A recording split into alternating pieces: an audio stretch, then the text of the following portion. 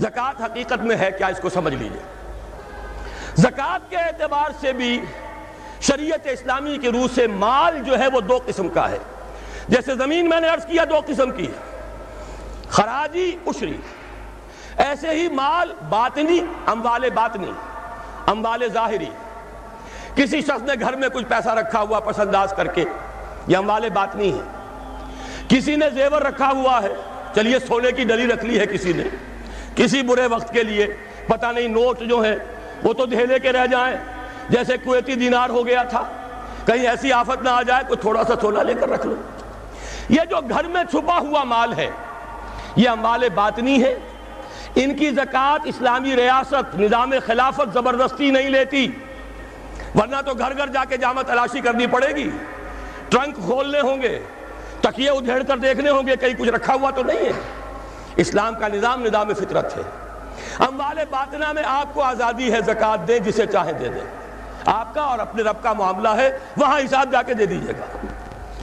اموال ظاہری کی زکوٰۃ جبراً لی جائے گی۔ وہ کیا ہے؟ یہ مال ہے جو دکانوں میں ہے، اموال تجارت۔ یہ فیکٹریاں ہیں جن میں فنشڈ پروڈکٹ بھی ہے، خام مال بھی ہے۔ یہ بھیڑ بکریوں کے گلے ہیں، ہزار ہزار بھیڑیں اور ہزار ہزار بکریاں، اونٹوں کی قطاریں، یہ ہے جو ظاہر مال ہے، سامنے ہے، کہاں چھپا کر لے جائیں گے؟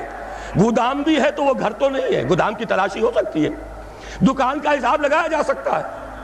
فیکٹری کے اندر اس کی زمین، اس کی مشین، اس کے ٹولز ایگزمپٹ، اس پر زکوٰۃ نہیں ہے۔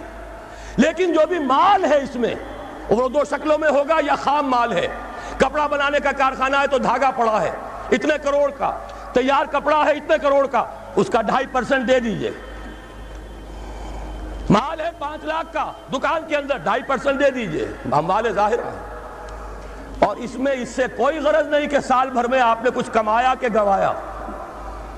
جب تک آپ نصاب کی حد سے اوپر ہیں، چاہے آپ کا اس سال میں آدھا مال گیا، 10 لاکھ کی مالیت تھی، اب آپ 5 لاکھ کے ہیں، لیکن 5 لاکھ پر بھی آپ کو 2.5% دینا ہے، چاہے کمایا ہو چاہے گوایا ہو۔ اور یہ ٹوٹل پر ہے، کسی اکاؤنٹنٹ کی ضرورت نہیں، جو تاریخ معین ہے جا کر دیکھیے کیا مال پڑا ہوا ہے، 2.5% حساب کر کے دے دیجیے۔ اتنی رقم آئے گی۔ ابھی جو کہہ رہے تھے جنرل صاحب کہ یہ نعرہ بھٹو نے لگایا، یہ بالکل وہی بات ہے جو علامہ اقبال نے فرمائی ہے۔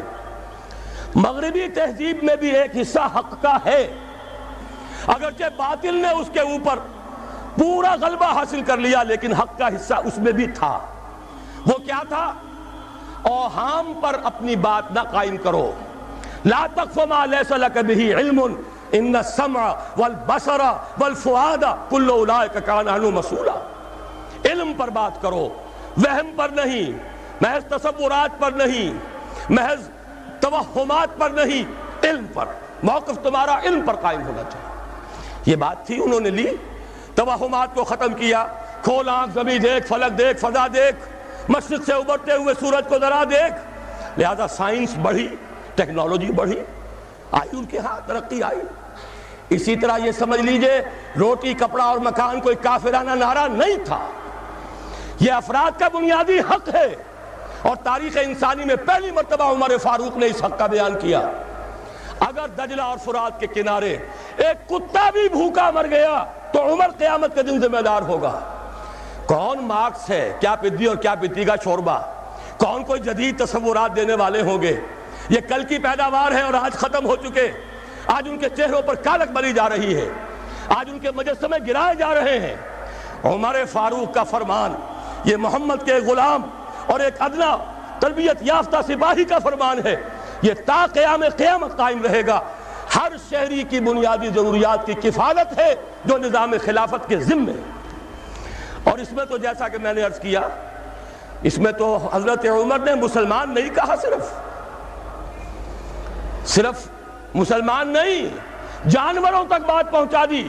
اس کا مطلب یہ کہ غیر مسلموں کا بھی حق ہے۔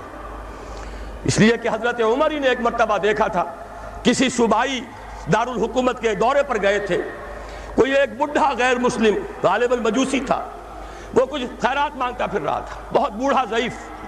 وہاں کے عامل سے حضرت عمر نے پوچھا یہ کیا معاملہ ہے، یہ خیرات مانگنے پر کیوں مجبور ہو گیا؟ تو انہوں نے کہا غریب ہے اور اس کے پاس کوئی ذریعہ نہیں ہے۔ فرمایا یہ بڑا ظلم ہے کہ جب یہ جوان تھا، کماتا تھا، ہم اسے جزیہ لیتے تھے، اور آج اگر یہ بوڑھا ہو گیا ہے اور اس کا کوئی والی وارث نہیں ہے تو ہم نے اسے سڑکوں کے اوپر بھیک مانگنے کے لیے چھوڑ دیا، اس کا بھی وظیفہ مقرر ہو جائے گا۔ یہ ذمہ داری، یہ کفالت عامہ ہر شہری کے لیے۔ اور یہ جان لیجئے تجارت میں اور صنعت میں یہ سارا فساد جو اس وقت ہے وہ اس وجہ سے ہے کہ عام آدمی، عام کسان، عام مزدور مجبور ہے کہ سرمایہ دار اور جاگیردار کی ٹرمز پر کام کرے۔ نہ کرے گا تو کیا کرے گا؟ ٹریڈ یونین بنا لیجئے، وہ بھی جیبی ٹریڈ یونین بنا لیں گے، ان کے اپنے ایجنٹ ہوں گے۔ اب لڑیے، خون کس کا جائے گا؟ مزدور ایک دوسرے سے ٹکرائیں گے، کچھ حاصل نہیں۔ اسلام نے کیا نظام دیا ہے؟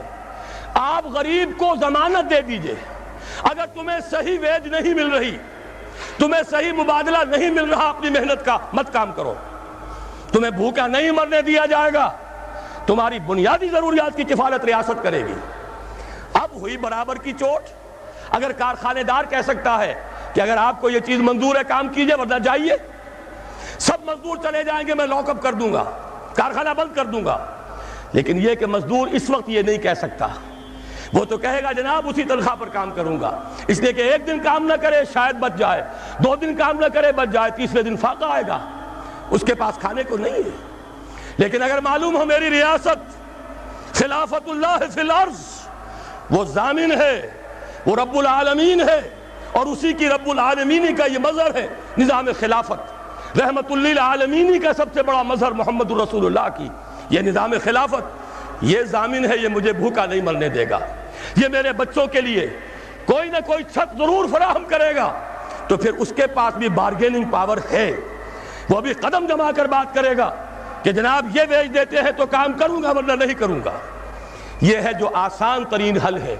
باقی یہ کہ جبر کیا تھا روس نے، اس کا حشر دیکھ لیا، اور سرمایہ دارانہ نظام اس وقت تو بڑا خوش ہے، اس کے ڈنکے بج رہے ہیں، اس کی فتح ہو گئی، سب سے بڑا دشمن سرنگوں ہے، وہ تو سجدہ کیے ہوئے ہے۔ لیکن یہ کہ واقعہ یہ ہے سرمایہ دارانہ نظام کے اندر جو کنٹرڈکشنز ہیں، جو تضادات ہیں، اب وہ ظاہر ہوں گے۔ جب باہر مقابلہ تھا، اندر کی لڑائی ختم تھی، اب اندر سے فساد ابھرے گا، اندر سے ایکسپلوژن ہوں گے۔ یہ غیر فطری نظام، یہ غیر انسانی نظام، یہ غیر معقول نظام ختم ہو کر رہے گا۔ کاش کہ اس کی جگہ صحیح، معتدل، متوازن، عادلانہ نظام خلافت، اس کا کوئی نمونہ ہم دنیا کے سامنے پیش کر دیں۔ اس وقت پوری دنیا کی طرف ہماری ذمہ داری ہے، ساری نوع انسانی کے ہم مقروض ہیں کہ ہمارے پاس ہدایت ہے، لیکن ہم اس پر خزانے کا سانپ بن کر بیٹھے ہوئے ہیں، نہ خود عمل کرتے ہیں نہ دوسروں کے سامنے نمونہ پیش کرتے ہیں۔